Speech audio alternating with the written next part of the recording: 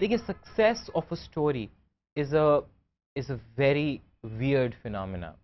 एक अच्छी स्टोरी क्या वो स्टोरी है जो हिट होती है, या एक अच्छी स्टोरी वो स्टोरी है जो अच्छे तरीके से बयान की जा सकती है या की गई है। ये दो बहुत फ़र्क चीज़ें हैं।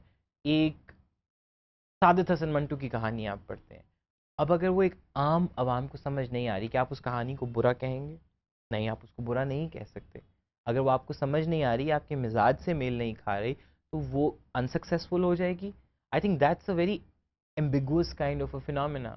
तो इट इज़ नॉट इसेंशियल कि एक अच्छी स्टोरी सक्सेसफुली लोगों में पॉपुलर भी हो जाए, और ज़रूरी नहीं है कि जो लोगों में एक सक्सेसफुली पॉपुलर हुई हुई स्टोरी है वो एक अच्छी स्टोरी भी होगी। वो कभी एक बहुत आम सी और माजरत के साथ फजूल सी कहानी भी हो सकती है।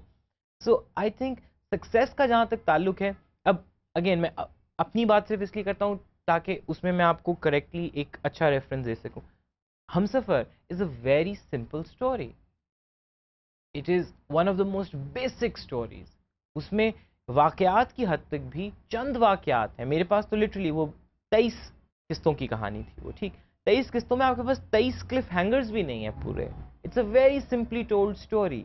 बट अब क्या मैं ये कहूँ कि वो ड्रामा चूंकि हिट हो गया तो वो कहानी भी अजीम बन गई?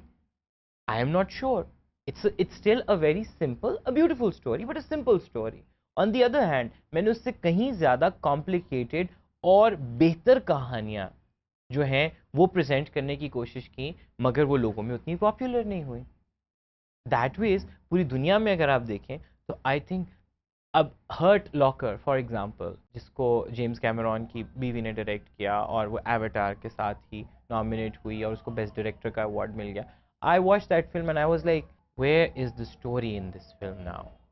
नाउ फ्रैंकली स्पीकिंग, वो एक अच्छी फिल्म है, मगर वो मुझे एक अनयूजुअल फिल्म नहीं लगी।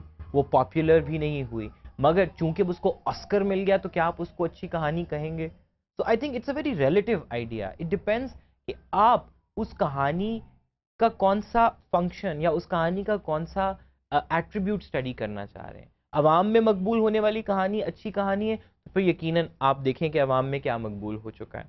लेकिन ज़रूरी नहीं है कि जो चीज़ सिर्फ मकबूलियत हासिल कर रही है वही अच्छी कहानी भी हो। बहुत सी कहानियाँ जो है मुझे लगता है उनको सुनाने का ढंग हमें नहीं आता। अब द ग्रेटेस्ट स्टोरीज़ जो कि मेरे दिमाग में फंसी हुई हैं या मैंने पढ़ी हुई हैं, वो इतनी गंभीर हैं कि मुझे पता है कि वो पॉपुलर अपील की नहीं होंगी।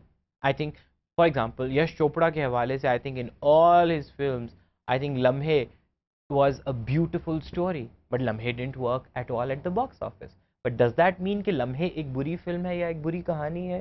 No. तो उसकी निस्बतन अगर दिलवाले दुल्हनिया ले जाएंगे, आप देखते हैं जो इंडिया की हिस्ट्री की अपेरेंटली बहुत बड़ी हिट है, तो मुझे लगता है दिलवाले दुल्हनिया ले जाएंगे कि कहानी अच्छी कहानी नहीं है, वो एक बहुत सादी और बाकायदा आम सी कहानी है।